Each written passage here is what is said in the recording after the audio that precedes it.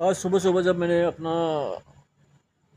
Mobile check किया और सुबह की ही बात है, निकल की ही बात है ये। कल मैं एक फंक्शन में गया हुआ था, अपने एक पारिवारिक फंक्शन में गया हुआ था। वहाँ पर अभी बैठे हुए थे, अभी वहाँ पर पूजा अर्चना चल ही रही थी। तो पूजा अर्चना के दौरान ही मेरी एक बहन ने मुझे ये बताया कि आज ही लखनऊ में आग लगी है और उस आग में झुलसकर 15 बच्चों की मृत्यु हो चुकी है। और जो आग लगी थी वो लगी थी एक ट्यूटोरियल में लगी थी। ये लखनऊ में कहीं एक ट्यूटोरियल चल रहा था जहाँ पर वो आग लगी, और आग लगने का कारण बताया गया है कि पहले धीरे धीरे वहाँ पर शॉर्ट सर्किट हुआ, और शॉर्ट सर्किट से आग जब फैली तो उस आग के फैलने से अ, वहाँ पर लगे हुए एसी फट गए, जिससे आग और भी विभत्स हो गई। और उसी ट्यूशन सेंटर के नीचे एक कोई नर्सिंग होम भी चलता था। और सुनने में ये भी आया है कि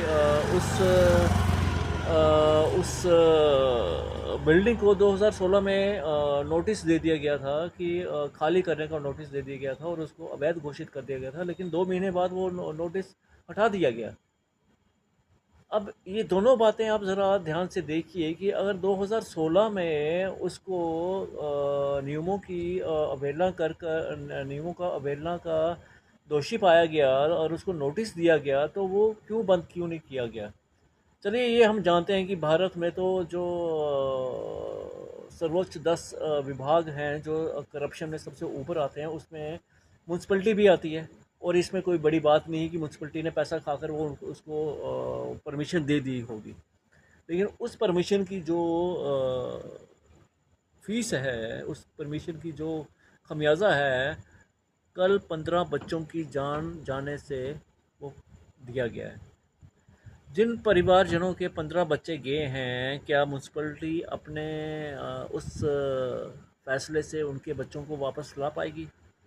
क्या उस समय जो तथाकथित सरकार थी, क्या उसने इस चीज़ का संज्ञान लिया? आज भी वही सरकार बैठी हुई है।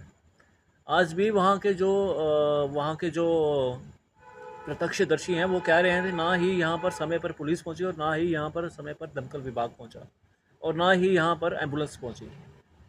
बच्चों ने वहाँ से कूद कूद कर अपनी जान बचाई है। आज आकर बात हमेशा सरकार की नाकामी पर क्यों आती है?